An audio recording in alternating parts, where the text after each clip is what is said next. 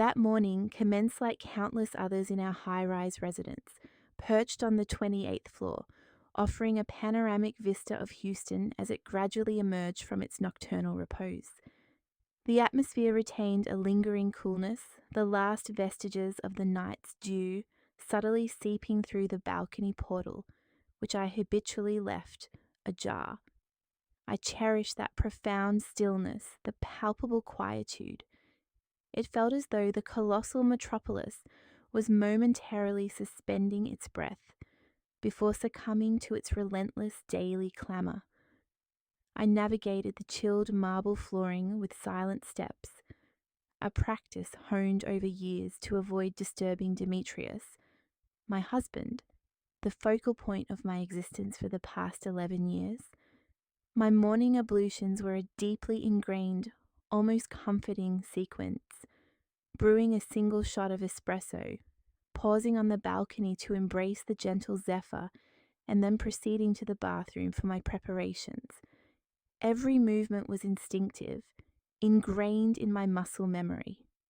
In the bathroom, adorned in a palette of ivory and antique brass, I turned the hot water tap, intending to cleanse my face, and began attending to my teeth.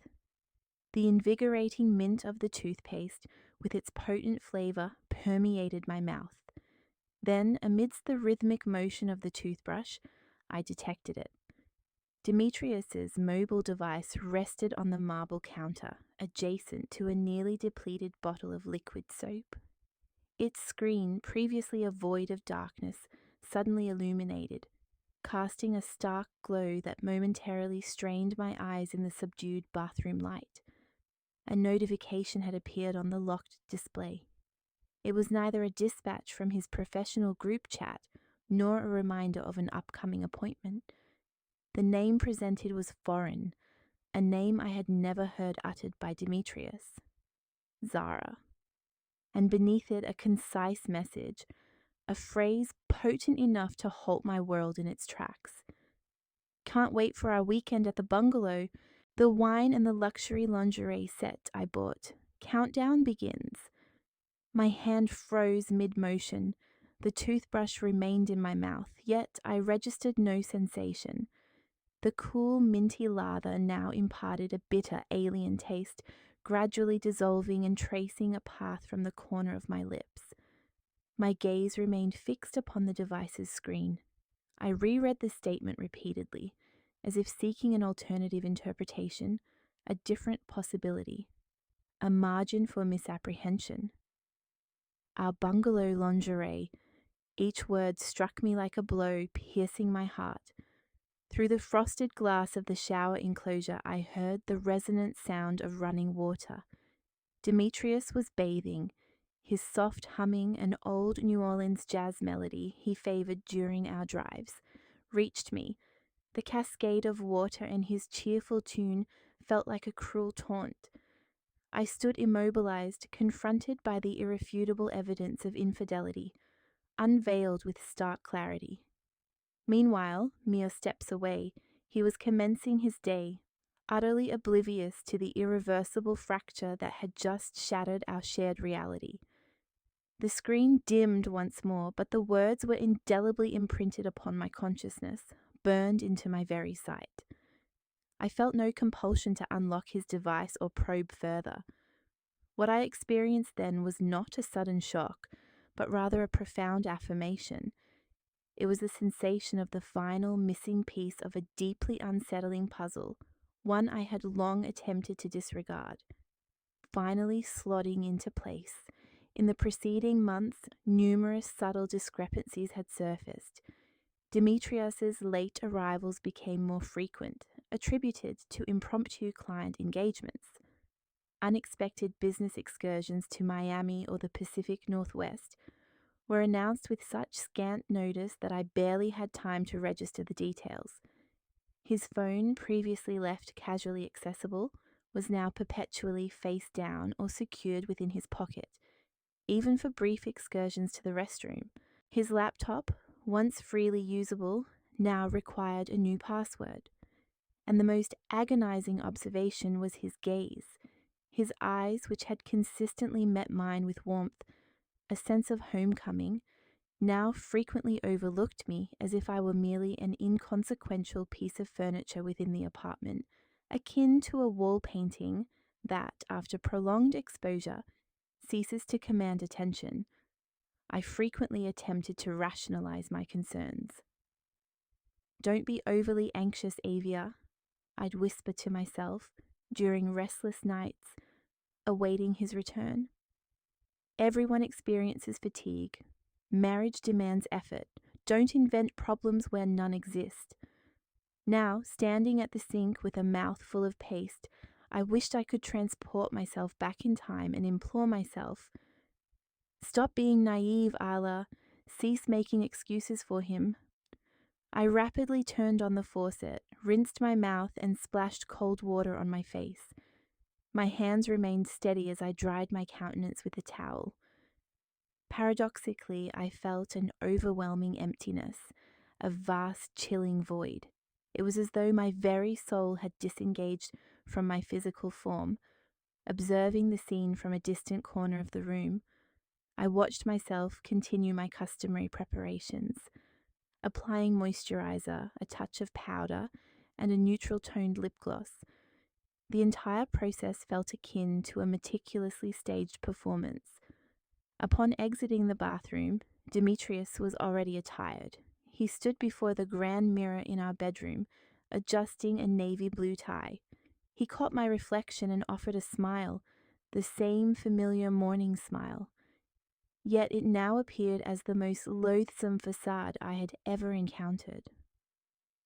"I have a client seminar in Miami this weekend, love," he announced, straightening his shirt collar. "Likely won't be back until Sunday evening. Will you manage all right on your own?" I responded with a slow nod, my voice emerging flatter than anticipated, devoid of emotion or tremor. "Certainly. Just be sure to pack a substantial jacket. Miami nights can be quite brisk." I refrained from inquiring about Zara or the lingerie. I had no desire to dismantle the elaborate charade he had so painstakingly constructed. For within the frigid expanse of my mind, something else was beginning to coalesce, a strategy, a script for a counter-offensive. Until every element was meticulously arranged, not a single word would pass my lips. I too would perform my role flawlessly, mirroring his deception. That morning marked my transformation into the premier performer in the drama of his infidelity.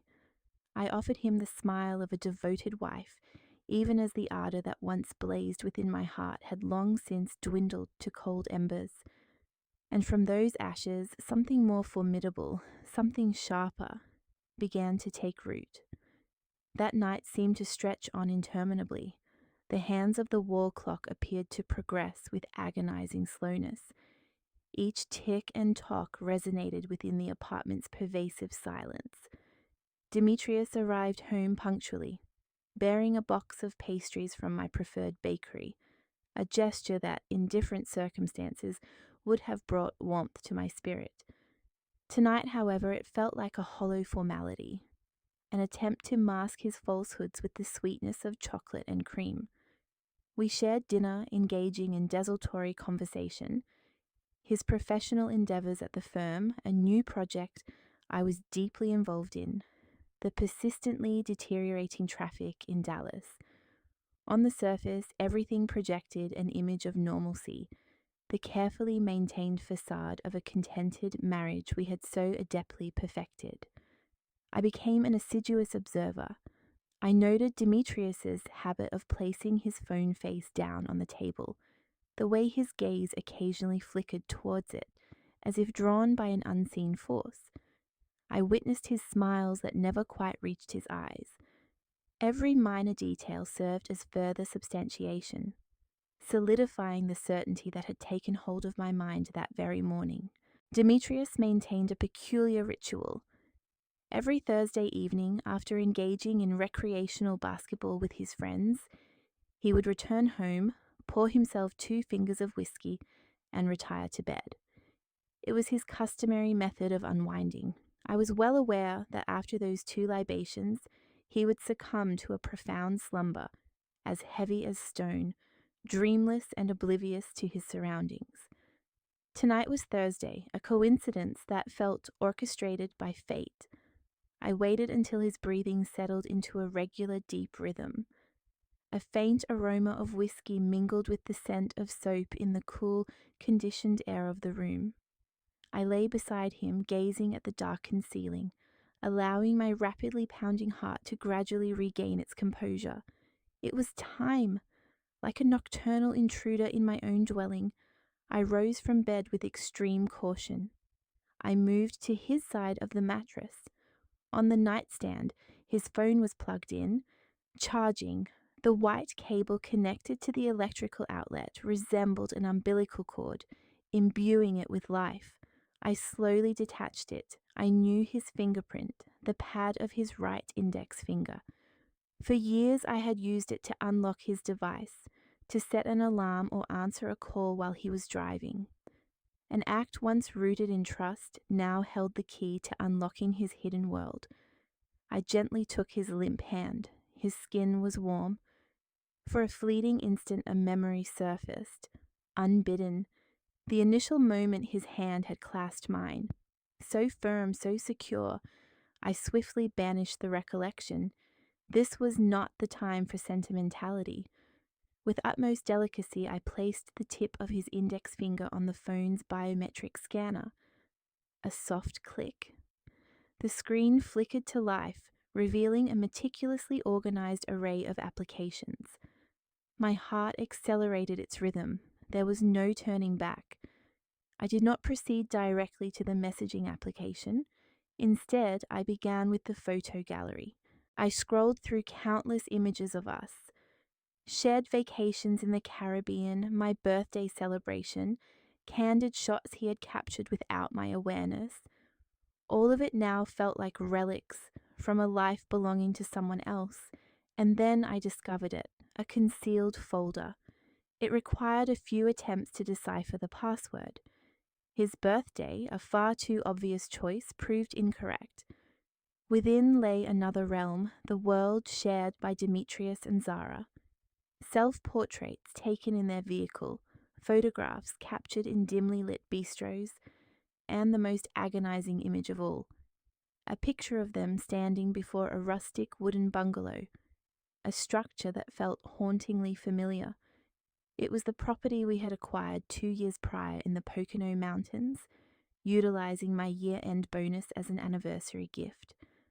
The very place where we were meant to forge our shared memories. He was already creating them, albeit not with me. There was even a photograph of Zara alone, smiling directly at the camera with an expression of triumph, clad in one of Demetrius's shirts. A wave of nausea surged within me. I suppressed it and continued. Following the photographs, I opened the messaging application. Their correspondence was a narrative of betrayal, replete with pet names, arrangements for clandestine rendezvous, and Demetrius's grievances about me. He accused me of being too absorbed in my work, of being too distant, of no longer caring for him. Each of his pronouncements felt like a personal affront. He was meticulously crafting a portrayal of me as the antagonist in his personal drama, thereby justifying his infidelity as a consequence of my perceived failings. Subsequently, I unearthed further details regarding Zara. Her full name was Zara Dree, a representative specializing in medical equipment for a prominent pharmaceutical corporation. Most significantly, within one of the earliest exchanges, I found the phrase that would irrevocably alter everything. Elias will be in Singapore for work all next week. Our bungalow will be empty. Elias, her husband. So Zara was also engaged in deceit. This was not merely a transgression between Demetrius and myself.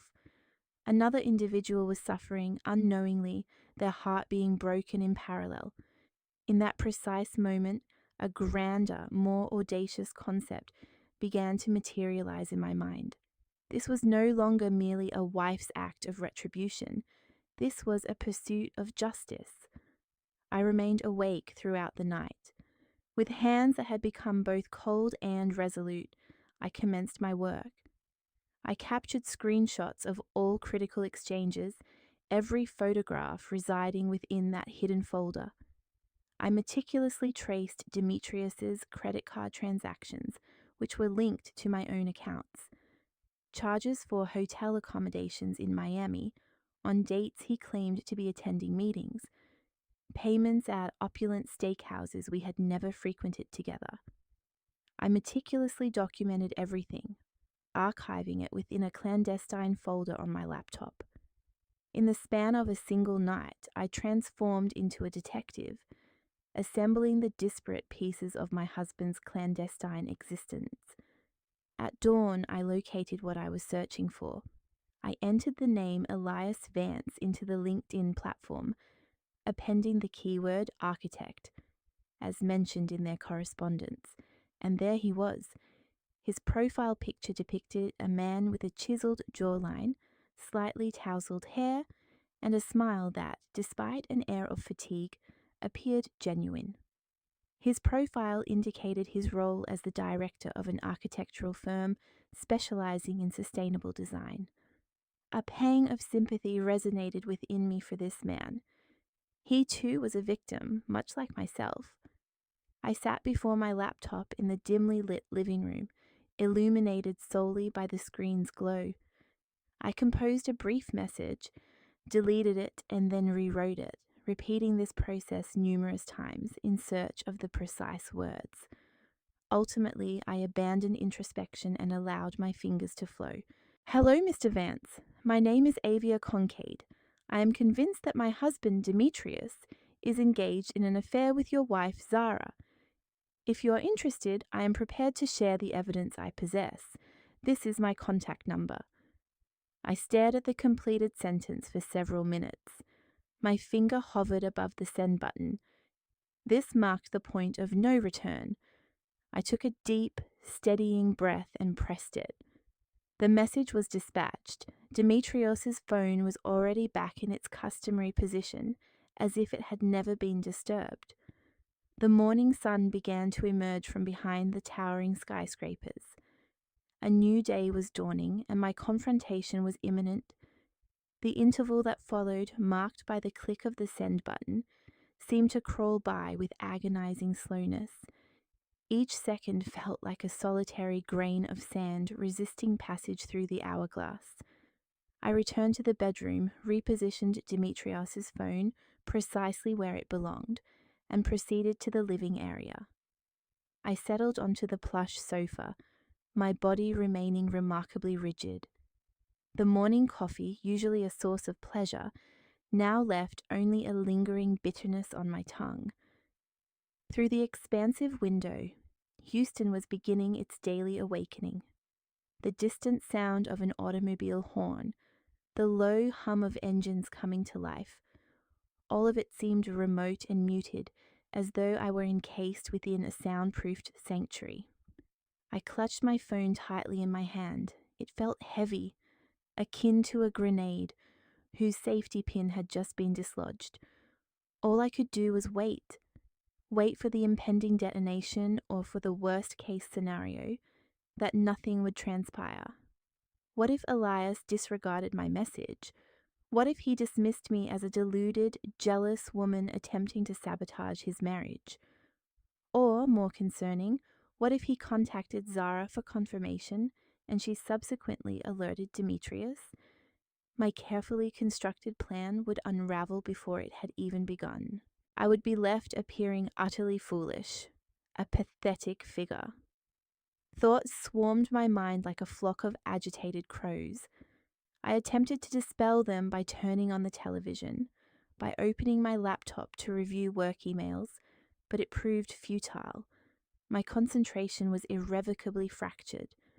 The numerical data on the spreadsheets, which typically appeared so precise and logical, now seemed to dance in a disarray of nonsensical patterns.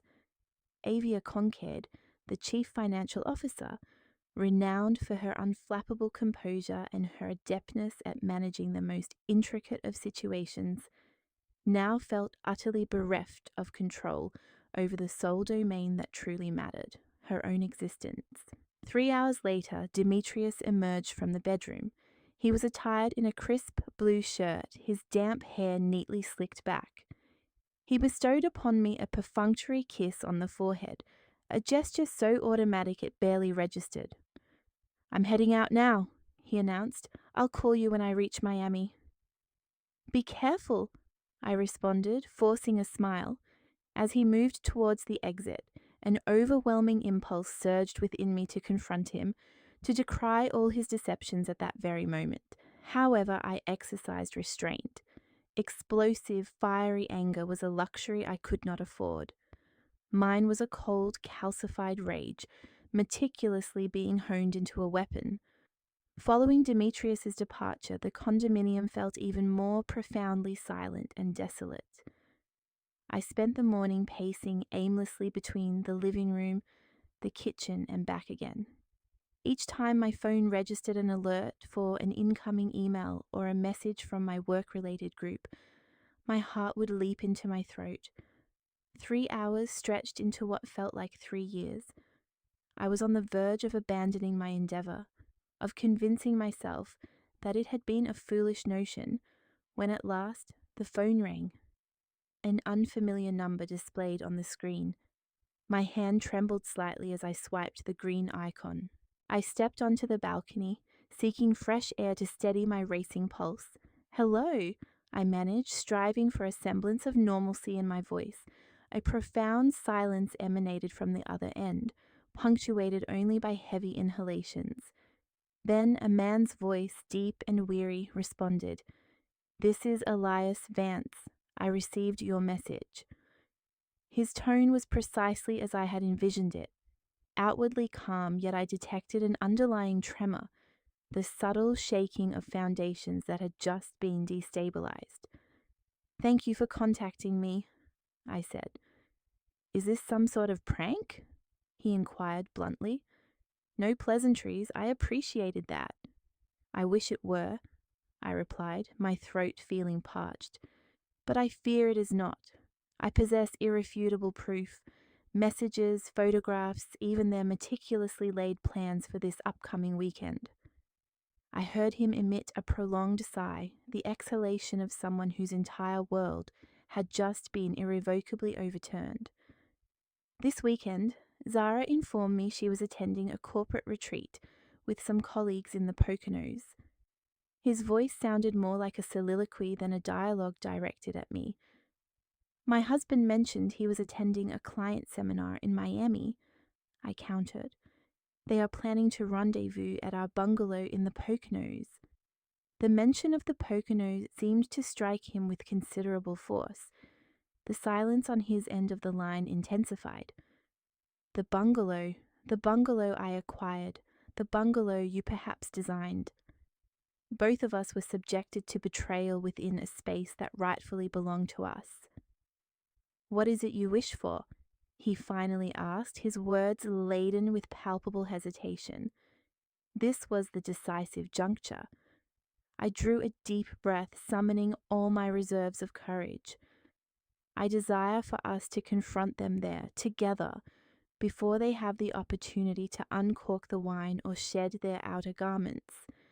Silence descended once more. I could vividly imagine Elias on the other end, weighing my words. A preposterous request, a scene lifted from a motion picture.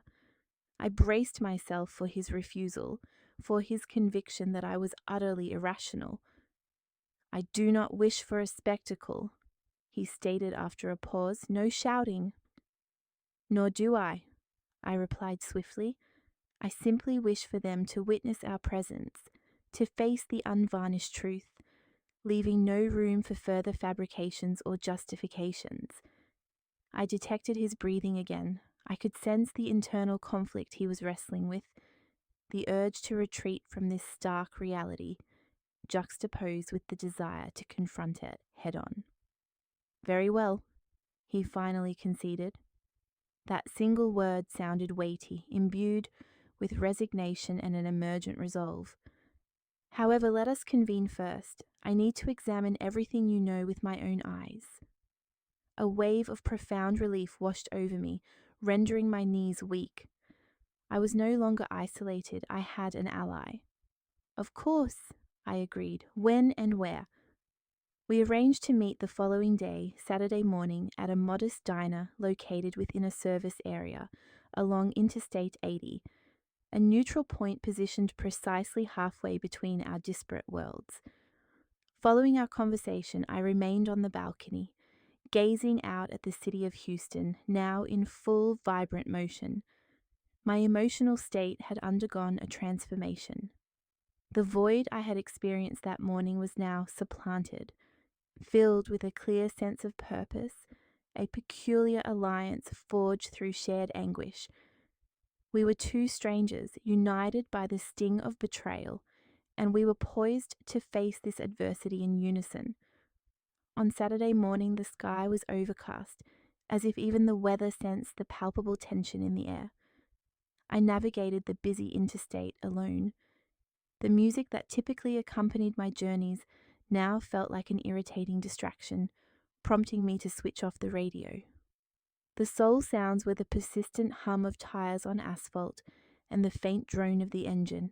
My mind was a tempest of possibilities, cycling through every conceivable scenario of what might unfold. Upon arriving at the designated service area, I found myself there a full half hour before our appointed time. It was bustling, teeming with families embarking on holiday excursions and travelers pausing for respite. I selected a discreet eatery tucked away in a corner. Ordering a black coffee, I secured a table offering an unobstructed view of the entrance, allowing me to observe everyone entering and departing. Each time the diner's door swung open, my heart skipped a beat. Precisely at 10 o'clock, a tall man clad in a tan jacket entered. His gait was purposeful, yet his shoulders bore a slight slump, as if burdened by an invisible weight. I recognized him instantly from his profile photograph. Elias. The weariness in his eyes was far more pronounced in person. He surveyed the room and his gaze met mine. A flicker of recognition passed between us. I offered a subtle nod. He approached my table and took the seat opposite me without uttering a word, forgoing formal greetings or introductions. We were already acquainted in the most peculiar and profoundly painful manner imaginable. "Would you care for something?" I inquired, attempting to diffuse the palpable awkwardness. He shook his head. "No, thank you. Let us proceed directly to the matter at hand." I sighed and retrieved my phone from my purse, placing it on the table between my coffee mug and a small bottle of hand sanitizer. I opened the gallery, navigated to the meticulously prepared folder, and slid the device across the table towards him. "It is all contained herein," I stated in a low voice. Elias paused for a moment, his gaze fixed on the phone, before picking it up. His hands were large and steady. The architect's hands that shaped structures, held a cruel irony. These hands, which had built so much, now grasped the proof of destruction. He began to swipe through the device's screen with his thumb. I studied his features intently. I noticed his jaw tighten as he absorbed the affectionate messages exchanged between Demetrius and Zara. A subtle muscle in his temple twitched as he viewed their smiling selfies. He seemed to hold his breath while examining credit card receipts, hotel bookings, and evidence of romantic dinners. However, his most significant reaction arose from a single image: Zara posing on the deck of the Poconos bungalow. I saw his hand clench the device, his knuckles turning stark white as his eyes focused on the background details. The wooden beams he had painstakingly selected, the unique railing design, the very floor tiles. In that precise moment, I understood he wasn't merely observing a photograph of his unfaithful spouse. He was witnessing betrayal within his own architectural marvel. He was seeing deceit tarnish a sanctuary he had brought to life with his hard work and vision. He gently returned the device to the table as if handling something exceedingly delicate. Leaning back in his seat, He closed his eyes briefly and exhaled a profoundly heavy sigh. I selected those floor tiles myself, he murmured, his voice raspy. Every minute detail of that bungalow was my choice. Zara used to say she disliked spending much time there, that it was too tranquil. He emitted a dry, humorless chuckle. Turns out she just didn't enjoy being there with me. A heavy silence descended upon our table. I allowed him the space to absorb it all. I recognized that profound ache, the desolation of realizing a place you considered hallowed has been defiled. I had my suspicions, he said again, his gaze drifting towards the window. She had been distant for a considerable period, often becoming agitated over trivial matters. She resisted earnest discussions, any talk of marital counseling. Her constant refrain was that I worked too much, that I lacked sufficient time for her. Now it's clear. She didn't require my time because she was allocating all of it elsewhere. It was my turn to share Demetrius's narrative, the story of how minor deceptions had coalesced into an insurmountable mountain, my own feelings of neglect, how our financial stability had been eroded by Demetrius's extravagant expenditures, a reality he remained oblivious to. We conversed for nearly an hour, not as strangers, but as fellow travelers on the same turbulent sea of infidelity. We were no longer isolated in our suffering. I still possess a spare key to the bungalow, Elias declared suddenly. His eyes now met mine with a fresh intensity, a spark of resolve. Zara is unaware I kept it. Demetrius believes I'm away on a business trip to Barbados this weekend. He would never suspect I'd be anywhere near the Poconos. Then we'll go ahead, Elias stated. We'll await them there. But as I mentioned, no shouting, no dramatic confrontations. We will simply be present. We'll let them see us and allow the truth to unfold on its own. I wholeheartedly concurred. Our strategy now felt concrete, achievable. We finalized the particulars. They were scheduled to arrive around 6 o'clock the following evening. We would be there from morning, meticulously setting our scene. We would be both the observers and the protagonists in the concluding act of our respective marriages. As we parted ways outside the diner, there was no handshake or prolonged farewell, merely a brief inclination of the head, a silent accord. We had become confederates in this arduous undertaking. Driving back home, a peculiar sensation washed over me. My burden hadn't lessened, yet I was no longer shouldering it in solitude. There was another soul who comprehended, another who would stand by my side when the tempest broke. The sky remained overcast, but I perceived a faint glimmer of light on the horizon. Not a beacon of hope for mending what was irretrievably fractured, but the luminescence of a definitive conclusion. And for the present moment, that sufficed. On Sunday morning, I departed Houston as the sky still bore a pale violet hue. The roadways were unobstructed, enabling a tranquil drive accompanied only by my thoughts. As the city receded, the air drifting through the partially opened window grew cleaner. I began to detect the briny fragrance of the ocean mingling with the perfume of pine trees. The Poconos, a destination envisioned as a sanctuary, a repository of cherished memories.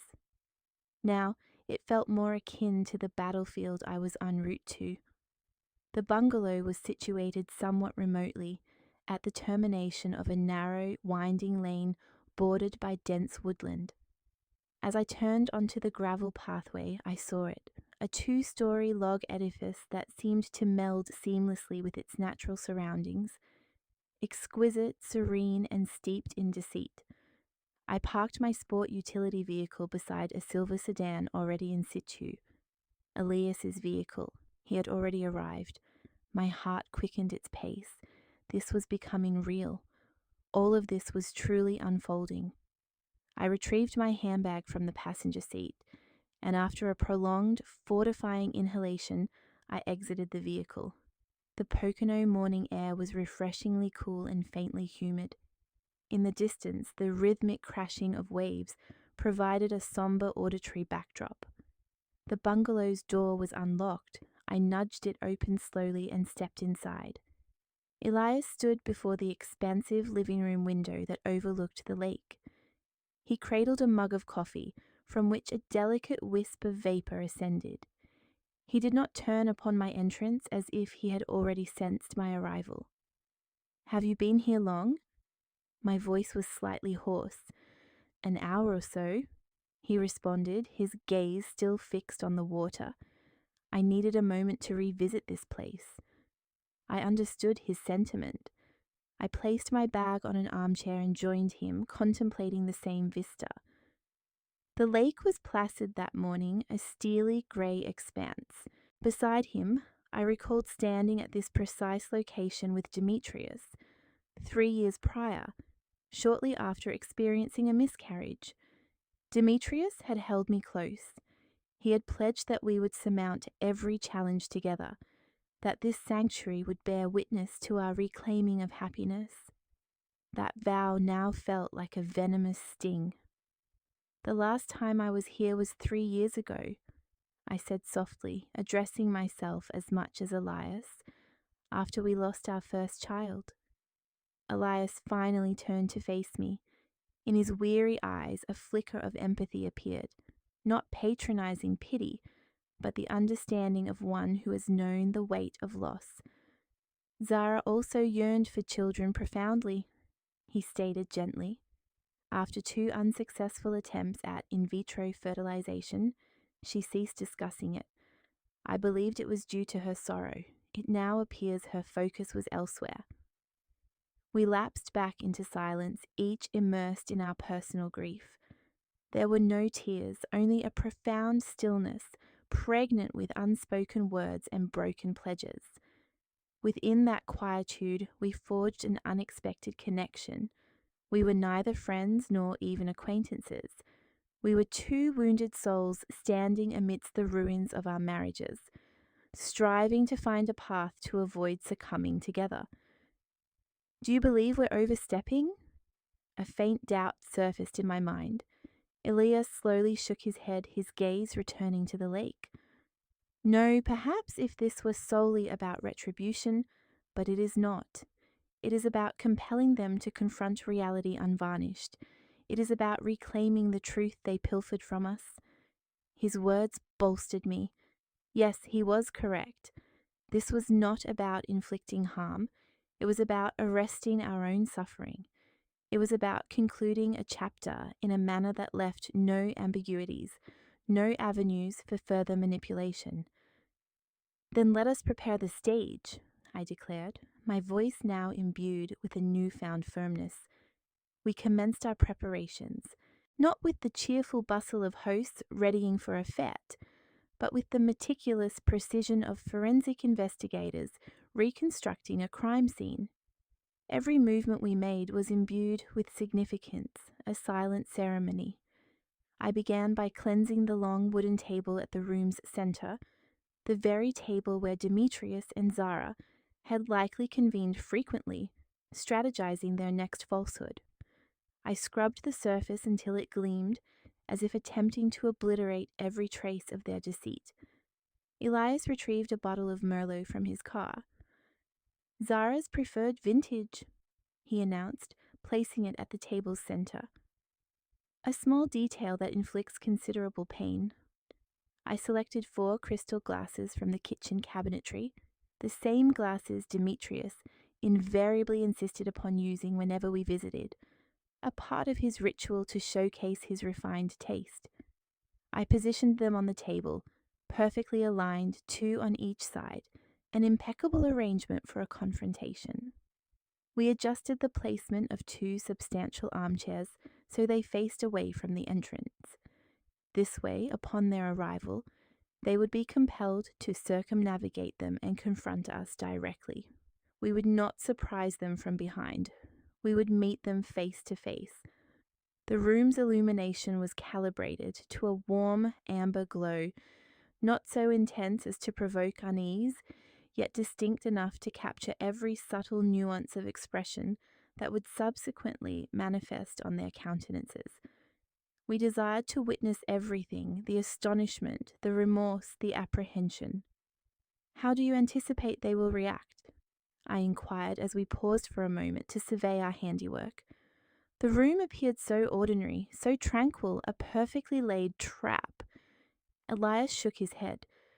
"Zara will weep, it is her primary weapon. Demetrius, I am uncertain. He might erupt in anger, he might plead, but of one thing I am assured, neither will be prepared for the fact that we are privy to everything. They will not be prepared for us." We dedicated the remainder of the afternoon to conversation, no longer discussing infidelity, but ourselves. I recounted my aspiration of establishing a modest bookshop in San Diego, a dream Demetrius had consistently derided as impractical. Elias confided in me about a period when he nearly abandoned architecture to pursue pastry arts in France. We spoke of the versions of ourselves we had long since lost, buried beneath layers of compromise and sacrifice within our marriages. Outside, the sky gradually assumed an orange hue. The wall clock chimed 5 o'clock. "Less than 2 hours," I stated softly. "Are you apprehensive?" Elias inquired. I met his gaze. "I harbour no fear of the truth. My apprehension stems from the possibility of offering forgiveness to those who do not warrant it." He nodded slowly. We proceeded to the deck and stood shoulder to shoulder observing the sunset. A gentle breeze swept across the lake, carrying the scent of pine and serenity. Time seemed to have suspended its passage. We were prepared. The stage was meticulously set. All that remained was the arrival of the principal performers. At precisely 5:57 in the evening, the air within the bungalow grew so taut and laden with tension it felt akin to a guitar string on the verge of snapping. Elias and I occupied the prepared armchairs, our backs to the entrance, seated in expectant silence. We resembled statues awaiting the commencement of a performance. Upon the table situated between us, the bottle of Merlot stood sentinel, flanked by 2 unembellished crystal glasses. On the armchair adjacent to me lay a substantial manila envelope. Within its confines resided all the requisite ammunition: transcripts of their exchanges, printouts of credit card statements, even a brief audio recording featuring a call with Demetrios' secretary, who casually confirmed the absence of any scheduled seminar in Miami that weekend. We had not arrived bereft of evidence. Then we detected it: the distinct crunch of gravel beneath approaching tires. The sound, amplified by the profound silence, pierced directly into my heart. Elias turned to regard me, his eyes conveying a wordless inquiry. I offered no verbal response, merely a brief, resolute nod. The moment had arrived. A black Range Rover halted directly before the deck. We could observe it with clarity through the expansive windows. Demetrius emerged first from the driver's side, clad in a leather jacket, a small suitcase in one hand, a gift bag in the other. He exuded an aura of relaxation and contentment. Immediately following, Zara alighted from the passenger door, clutching a bouquet of pale pink tulips. They were conversing with laughter, their cheerful, carefree sounds faintly reaching us from outdoors. They presented the image of a newly wedded couple arriving at their secluded paradise. The sight was akin to a dagger twisting in my gut. Their fabricated happiness constructed upon the foundation of our pain. The key turned in the lock. The wooden door creaked open with a subtle groan. Zara entered first, her smile still gracing her features. She moved into the room with effortless grace. Her gaze swept across the space, and then her smile faltered, freezing midway as if her life had been abruptly paused. Her eyes, once vibrant, widened, filling with bewilderment, then terror, as her gaze shifted from me to Elias, seated beside me. Demetrius, following close behind, bumped into her as she abruptly stopped. "What's wrong, darling?" His voice retained its cheerful cadence. Then he raised his head, mirroring Zara's line of sight, and in that instant our eyes met. I witnessed the transformation occur within mere seconds. Confusion, disbelief, denial, and finally a palpable, overwhelming panic. The gift bag slipped from his grasp. A bottle of Dom Perignon, nestled within, rolled across the wooden floor and collided with the table leg. A soft pop, followed by the sound of effervescent liquid spilling, filling the air with a sharp alcoholic aroma. Zara's mouth parted, but no sound emerged. The bouquet of tulips slipped from her fingers, its delicate pink petals scattering across the floor. It was a perfect visual metaphor for the unfolding scene. Their fantasy lay shattered. The silence, punctuated by the sound of the champagne, returned heavier, more suffocating than before. I allowed the moment to linger for several seconds, giving them ample time to fully grasp their predicament. Then I spoke. "Welcome to your weekend retreat." My voice carried a lightness, a serenity, a stark contrast to the charged atmosphere. "We have prepared the wine, the seating, and the truth." Demetrius remained motionless, his lips pressed into a rigid line, his face ashen. Zara took a half step backward, her gaze darting towards Elias as if seeking an escape from this waking nightmare. But there was no refuge, nowhere to conceal. The curtain had been drawn back. The performance was about to commence. The fragments of the shattered champagne bottle glittered on the wooden floor, reflecting the room's warm illumination. The sharp scent of alcohol now mingled with the aroma of the trampled, wilting tulips.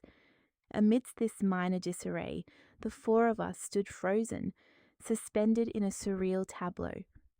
The first to stir was Demetrius, the first to attempt to piece together a reality that had just imploded into 1,000 fragments. "Avia," he began, his voice raspy. He advanced a step, raising a hand as if to placate me, as if I were a wild animal requiring taming. This isn't what it looks like." A small, dry, humorless laugh escaped my lips, the quintessential cliché, the initial defense of every unmasked cheater. "Oh, really?" I inquired, tilting my head slightly. "Then what should it appear like? Enlighten me, Demetrius.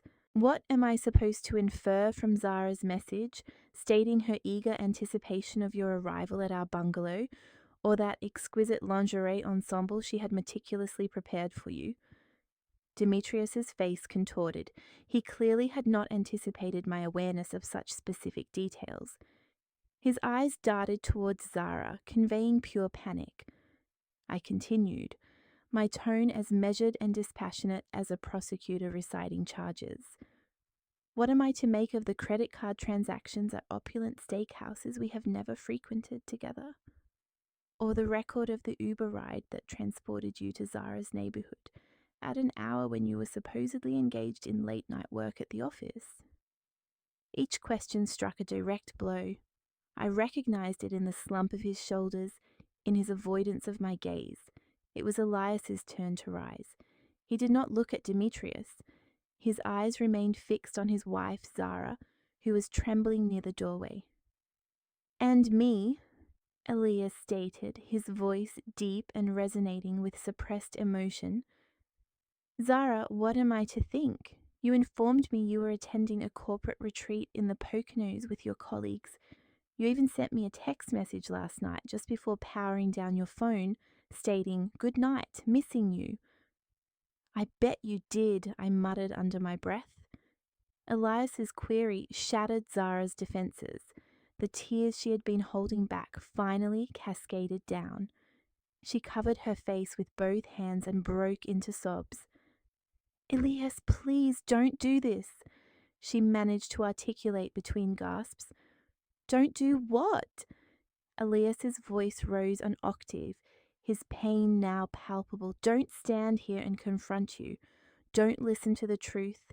Don't witness my wife betraying me in the very house I constructed with my own hands." That final phrase was a low blow even by my standards.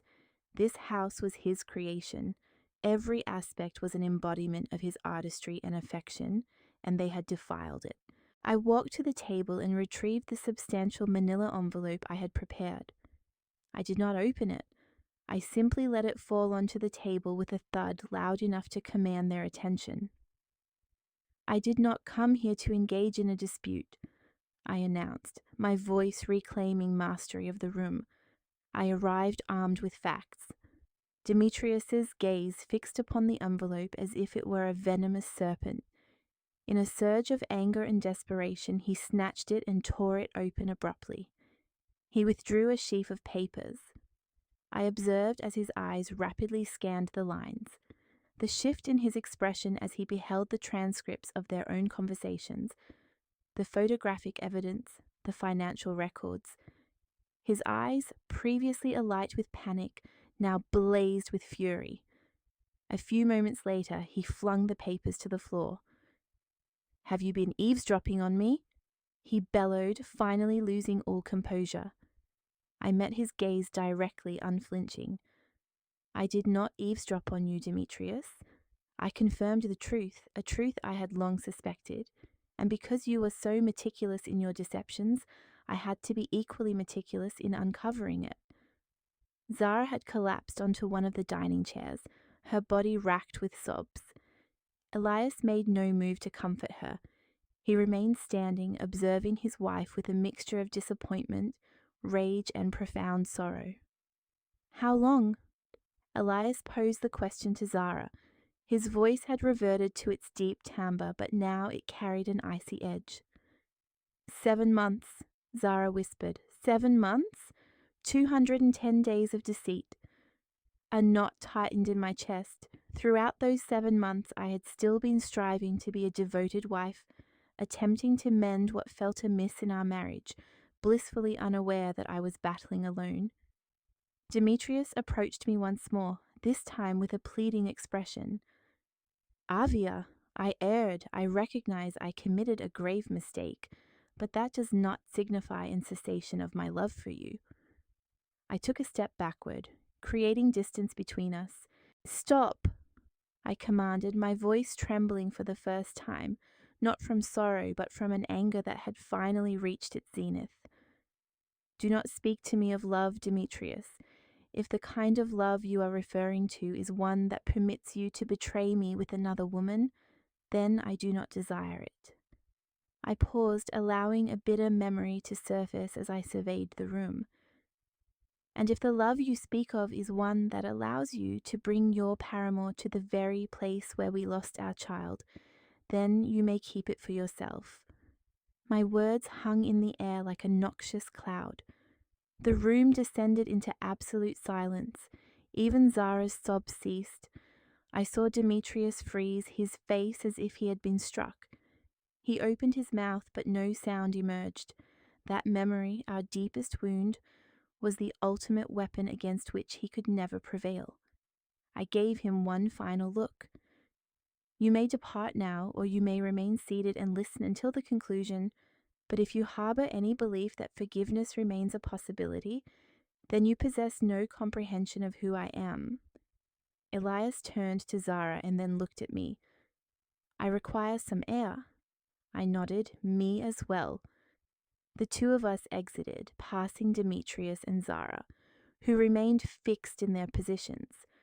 We proceeded to the deck, leaving them amidst the wreckage of the lies we had just detonated. Outside, the Pocono sky had nearly darkened. The lake seemed to roar with greater intensity than before. The storm had only just begun. After a few minutes on the deck, allowing the fresh air to clear our minds, we re-entered the living room. The atmosphere within was reminiscent of a post-war landscape. Demetrius and Zara were now seated in separate chairs, far apart, not exchanging glances. The papers detailing the evidence of their infidelity were scattered across the floor like fallen dried leaves. The air was heavy with regret and the bitter sting of truth. I dragged a dining chair and positioned it directly in front of Demetrius. Elias sat beside me, his gaze fixed, cold and unwavering, on Zara. A prolonged silence settled over the room until I carefully placed a second document binder on the table. Unlike the initial manila folder, this one was a deep, rich blue. The atmosphere in the room shifted perceptibly, almost instantly. "Demetrius," I began, my gaze fixed on his, "have you ever explained to Zara why we've maintained separate financial accounts for the last 6 years?" Demetrius's entire body stiffened. He looked at me with an expression bordering on desperation. "Isla, that has absolutely no bearing on this situation." "I will explain it," I stated, cutting him off before he could offer any further deflection. I then turned my attention to Zara, who was now watching me with an expression of utter bewilderment. "You likely aren't aware of this, Zara, but the man you hold in such high esteem, Demetrius, accumulated over $50,000 in gambling debts back in 2018. His parents were forced to discreetly settle the entire sum to salvage his professional standing.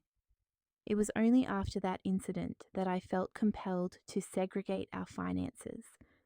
It wasn't a matter of mistrust, but rather a direct consequence of witnessing firsthand the extent to which he could conceal something of such magnitude."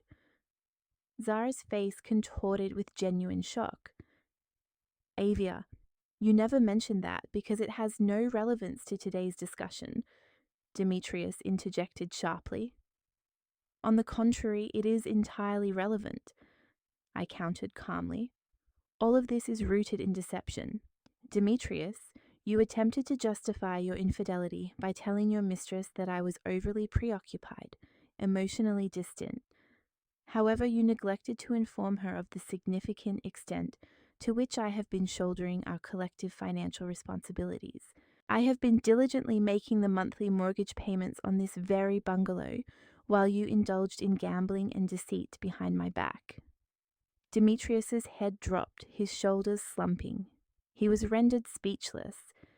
My revelations had completely dismantled any pretense he might have had. It was Elias's turn to speak. His voice, though firm, carried a distinct chill as he addressed Zara. "And you, Zara, you informed me that the bank was intentionally delaying the loan approval for the roof repairs on our home.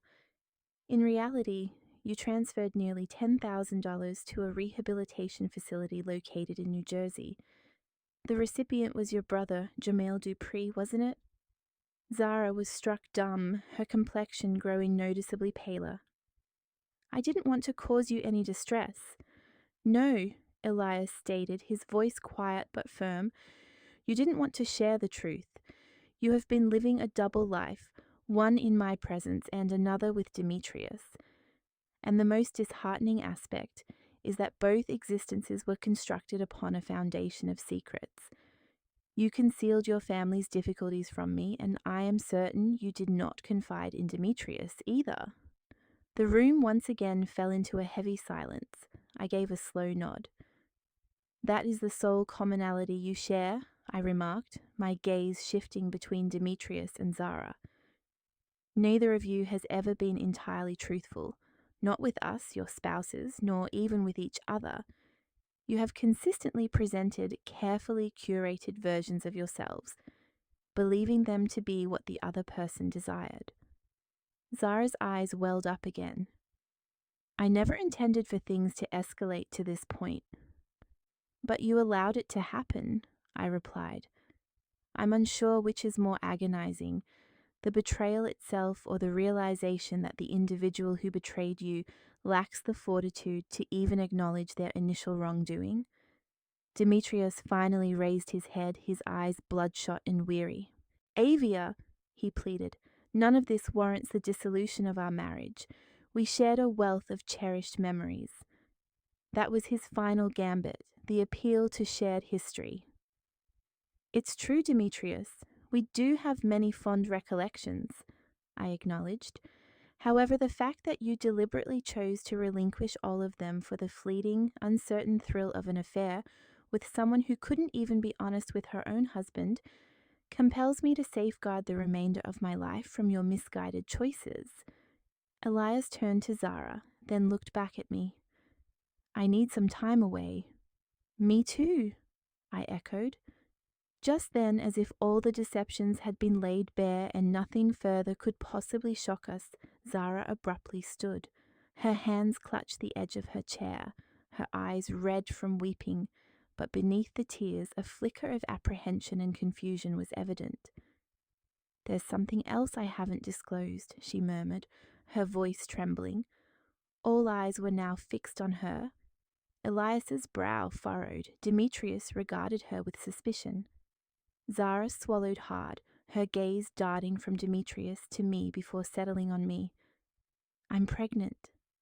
An absolute, profound silence descended upon the room, so complete that the rhythmic ticking of the grandfather clock on the wall seemed amplified, almost deafening. Each second felt like a sharp blade cutting through the air. Demetrius sprang from his chair. What did you say? Zara nodded, her lips quivering. I discovered it last week. I had intended to tell you both here this weekend. She directed the latter part of her statement towards Demetrius. Elias stood frozen, his expression unreadable. Then, in a voice barely above a whisper, he inquired, Is it mine? Zara turned to him, tears streaming down her face once more. Yes, I'm certain. Demetrius and I were always cautious. My world felt as if it were tilting precariously. For a few seconds, my mind went completely blank. None of us had anticipated this turn of events. There was no script, no contingency plan for the detonating time bomb that had just exploded amongst us. The impending arrival of new life fundamentally altered the trajectory of this confrontation, transforming it into something infinitely more intricate and agonizing. Demetrius was the first to recover from the initial shock. However, his reaction was not that of a man who had just learned his mistress was expecting. There was surprise, undoubtedly, but it was overshadowed by a palpable sense of horror and disdain. His eyes flickered rapidly from Zara's face to her abdomen, then back again. You're carrying his child? He stammered, his voice thick with emotion, gesturing towards Elias with his chin. There was a profound contempt in his tone, as if this pregnancy were merely an inconvenient complication, a blemish on their carefully constructed plan. And for the first time that evening, I witnessed a flash of defiance from Zara. Amidst her sobs and swollen face, she shot Demetrius a scathing look. Don't you dare call him that, she hissed. He has a name, it's Elias, my husband. And yes, I was wrong to betray him, but at least I never feigned my true feelings for you. Zara's words landed like a brutal double blow to Demetrius. The first, undeniable confirmation that the child was not his. The second, an implicit accusation that his purported affection for me had been nothing more than a charade. I observed Demetrius take a hesitant step backward, his face now a mask of unreadable emotion. Shock, shame, or perhaps the utter desolation of a man realizing he had lost everything. He had lost me, and it was becoming terrifyingly clear that he had never truly possessed Zara either. She had merely served as a temporary refuge, an interim escape. As the three of them became ensnared in this unfolding drama, I experienced a peculiar sense of clarity. Zara's pregnancy was undoubtedly a shock, but for me it changed nothing fundamental. It was their predicament, a direct consequence of their choices. Their chaos was no longer my burden to bear. This newly formed intricate knot, in fact, only served to solidify my resolve to sever the ties that bound me to them all.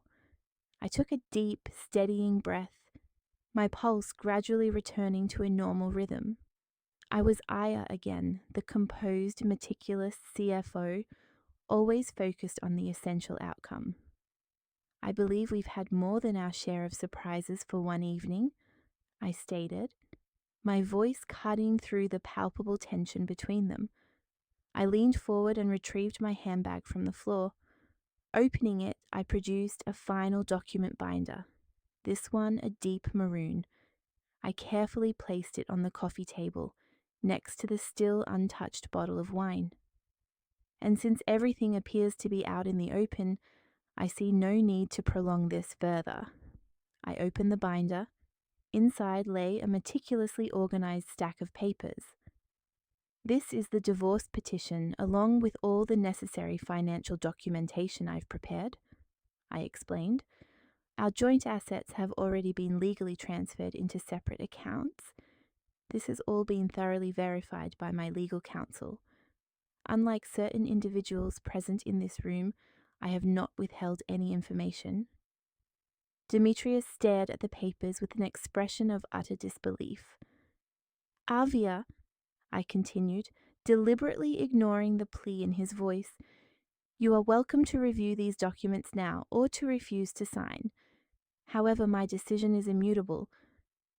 Across the room, Zara had resumed her seat, her hands instinctively cradling her abdomen. Elias turned to her, the icy facade of his expression slowly melting away, replaced by an air of exhaustion and profound resignation. I need some time to process all of this, he said, his voice deep yet carefully controlled. But if you are carrying this child, I will take responsibility for it. The child is not to blame. A subtle flicker of relief crossed Zara's face. She nodded, too overcome with emotion to speak. I understand. Thank you for saying that. I turned my attention back to Demetrius. I'm not certain if you have anything further to add, but if so, now would be the opportune moment. He raised his head, his eyes red-rimmed and weary. Avia, he began, none of this warrants the dissolution of our marriage. We shared a wealth of cherished memories. I nodded. That is true, Demetrius. We do have many fond recollections. However, the fact that you deliberately chose to relinquish all of them for the fleeting, uncertain thrill of an affair with someone who couldn't even be honest with her own husband compels me to safeguard the remainder of my life from your misguided choices. I retrieved a pen from my jacket pocket. With a decisive stroke, I signed all the pages requiring my attention. In the ensuing silence, the scratching sound of the pen on paper was sharp and distinct. Each mark was a release, a shedding of the past.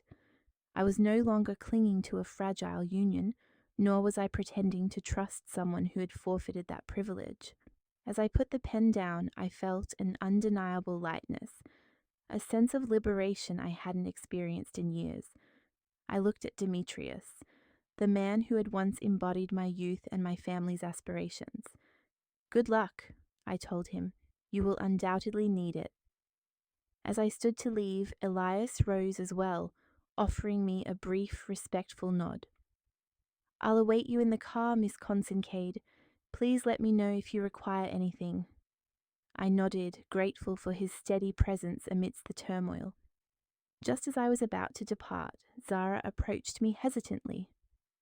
I know I don't deserve your forgiveness, she said softly, but I genuinely never wanted things to reach this point. I met her gaze directly. There was no longer any anger present, only a profound clarity. The most perilous individuals are not those who are openly malicious, I explained. They are the ones who convince themselves of their own goodness while living a fundamental falsehood. She paused for a moment, taken aback by my words, then turned away. I walked out of the bungalow without looking back, leaving Demetrius staring blankly at the documents on the table, and Zara huddled in a corner, clutching the one thing she could hold on to. The life she had just admitted was growing within her. We departed the bungalow around 9 o'clock that evening. No goodbyes were exchanged, they were unnecessary.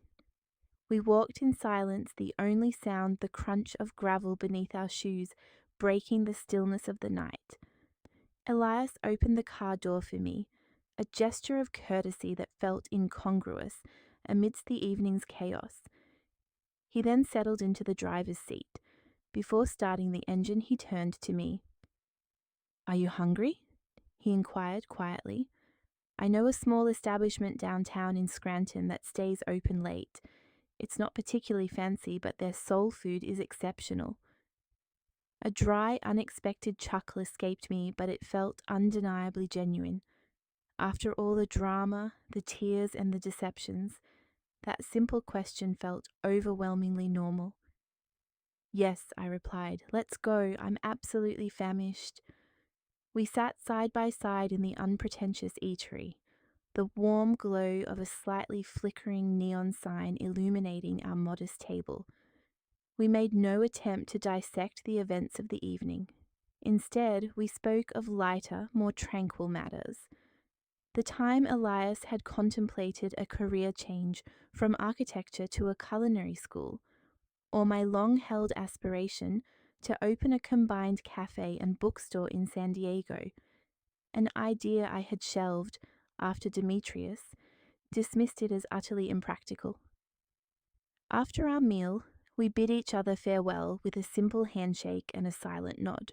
We had not become romantic partners, but I recognized that night that I had gained something far more profound. A friend, someone who had navigated the darkest hours of my life alongside me.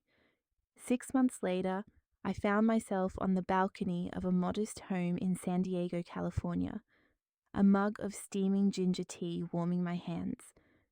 I watched the gentle rhythm of the waves as they rolled towards the shore.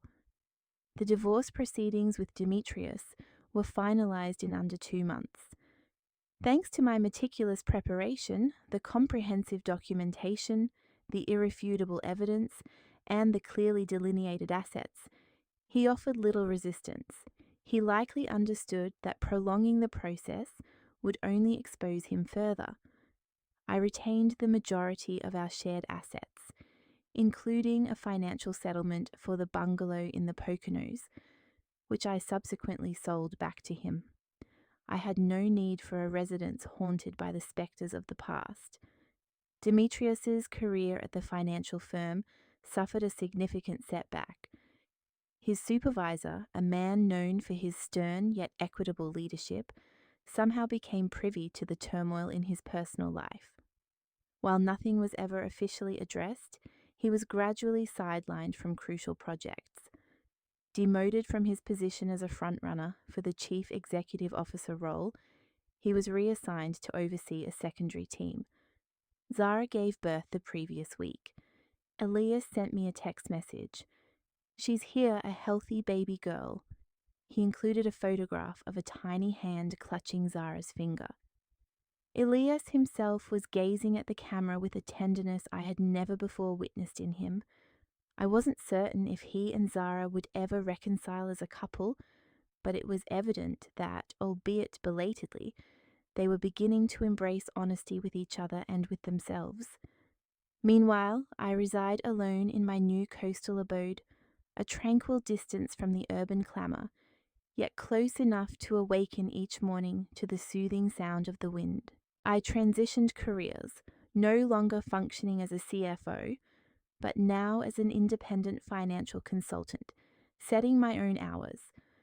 The relentless pace of intense meetings and late-night email bombardments has ceased. I am also learning to pause, to rest, to simply breathe. Elias and I maintain contact, not with excessive frequency, but with consistent regularity. Sometimes it's merely a holiday greeting, other times a brief message suggesting, "I just saw a stunning French-style villa design in La Jolla, and it brought you to mind. It's truly a marvel." And occasionally it's simply a 15-minute call to inquire, "How are you doing?" I require nothing more. We navigated one of the most arduous nights of our lives together. And while neither of us has explicitly articulated it, I know that a genuine friendship has blossomed between us. It is the kind of camaraderie that transcends labels, understood with a mere glance. That afternoon, I sat on my patio with a cherished book, a soothing piece of smooth jazz emanating from a small speaker nearby. Demetrius no longer occupied my thoughts. There was no lingering pain or regret, only a serenity as profound as the ocean on a windless day. I had triumphed over what had once seemed an insurmountable ordeal. Most importantly, I had rediscovered myself. Demetrius was a significant element of my existence, but he was not my ultimate destination. He entered my life to impart a profoundly costly lesson, to awaken me to the realization that trust should not be bestowed upon those incapable of safeguarding it, that love cannot endure when honesty dissipates, and that selfless sacrifice merely leads us to disregard our own inherent worth. If anyone were to ask me now, Aya, do you harbor any regrets? I would respond without hesitation, no. For some individuals enter our lives not to remain, but to illuminate the precise moment when it is time to depart. My narrative is not a tragedy, it is a testament to a profound rebirth. From a betrayed spouse, I evolved into a woman who stood her ground, mended her spirit, and relearned to embrace self-love. Occasionally, relinquishing something clears the path for something immeasurably superior, and I am profoundly grateful for the courage I found to step away at that critical juncture. 3 years, a span of time that feels like an entire lifetime, yet simultaneously, as if it were merely yesterday. I was seated on my garden patio, cradling a mug of Jamaican Blue Mountain coffee, a half-filled notebook resting beside me. From my vantage point, I could observe my small vegetable garden, the cherry tomatoes thriving with remarkable exuberance, the bell peppers beginning to blush with ripeness, and the basil leaves releasing their fragrant essence with every gentle breeze. In the distance, the vast expanse of the Pacific Ocean stretched out, a deep, mesmerizing blue under the clear morning sky. 3 years ago today, I was ensconced in a bungalow in the Poconos, poised to dismantle my own world. Today, I sit here within the new world I have meticulously reconstructed from its ruins, and this world feels substantially more robust, more authentic.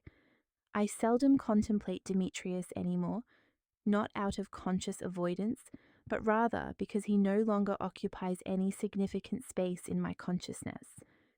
The memory of him has receded into the realm of an old film I once viewed. I recall the plot, perhaps a few key scenes, but the emotions that were once so potent have now dulled, replaced by a secure detachment. A few months ago, an old acquaintance from Houston sent me a text message. She had encountered Demetrius by chance at a real estate exhibition. She reported that he appeared noticeably altered, thinner, and significantly more subdued. He had departed his previous firm approximately a year after our divorce, and was now employed by a smaller development company in Atlanta. He had relocated, embarking on a fresh start.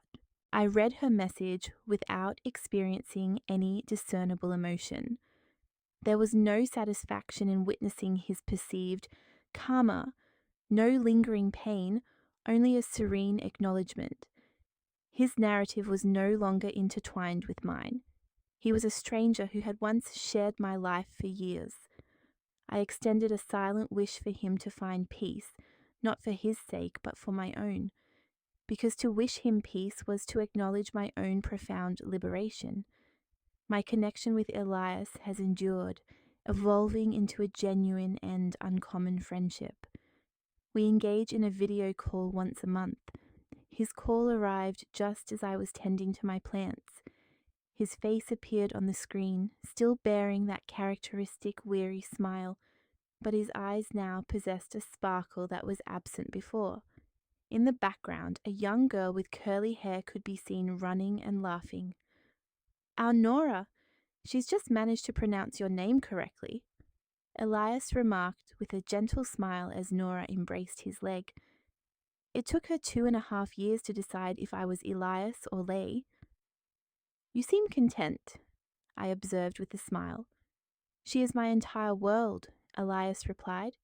He paused, his gaze becoming more serious. "Zara and I attempted to make it work. We are good parents to Nora, but as a couple, we've come to realize that some fractures are irreparable. We reached an amicable decision to separate 6 months ago. It's a more honest path this way. No more secrets, no more pretense, just a cooperative effort to raise our daughter. The news did not surprise me. Some fissures are simply too deep to be mended. I'm sorry to hear that, but I'm glad you found an honest path, I offered. Yes, honesty, he echoed, a rather costly lesson. And you, Aya, he inquired, has any fortunate soul managed to capture your heart on that island of the gods? My heart is not currently available for capture, I responded. I am far too occupied with owning it myself, and it feels remarkably empowering. My work as a financial consultant has provided me with a renewed sense of purpose.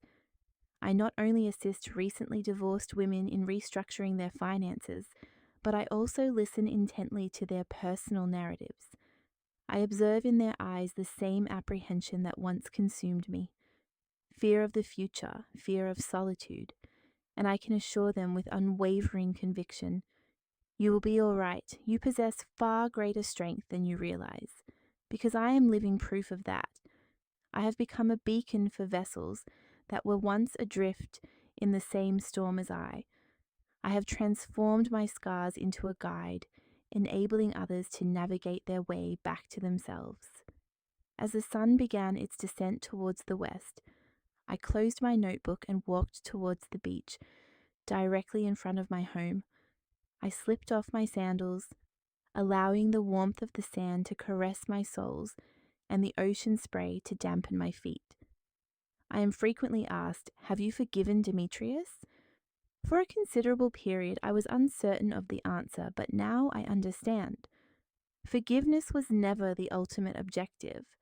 I did not require his absolution to achieve healing. What I truly needed was acceptance, to accept the totality of what had transpired, to accept that I had once been profoundly wounded, to accept that that pain had irrevocably altered me, and most crucially, to forgive myself.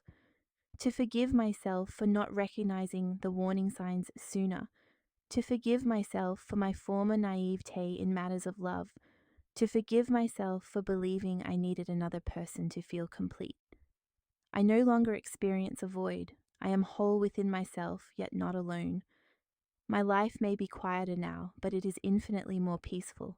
It is filled with the beauty of small moments, the aroma of coffee in the morning, the quiet satisfaction of nurturing my plants to growth, the jubilant laughter of a client who has finally purchased her first car with her own earnings, and, of course, the ceaseless whisper of the waves as the sky transforms into a breathtaking canvas of oranges, pinks, and purples. For me, a new dawn arrived long ago, and each day I express profound gratitude for that dawn, for I know intimately the struggle it took to reach this point. I no longer cast glances backward. The future stretches before me as vast and magnificent as the ocean I contemplate. And for the very first time in my existence, I feel no trepidation about exploring it independently. Did you find the story engaging? And from which city are you tuning in? Let's connect in the comments section. Should this narrative resonate with you, consider offering a gesture of appreciation through a super thanks. This contribution empowers me to continue crafting and sharing further tales of this nature. My sincere gratitude for your kindness and encouragement. I eagerly anticipate your thoughts and feedback regarding the unfolding story. For your perusal, 2 fresh life chronicles are presented on display, which I wholeheartedly endorse. My channel hosts a wealth of additional content, so remember to join our community by subscribing. Until our next life story, I bid you farewell with affection and profound regard.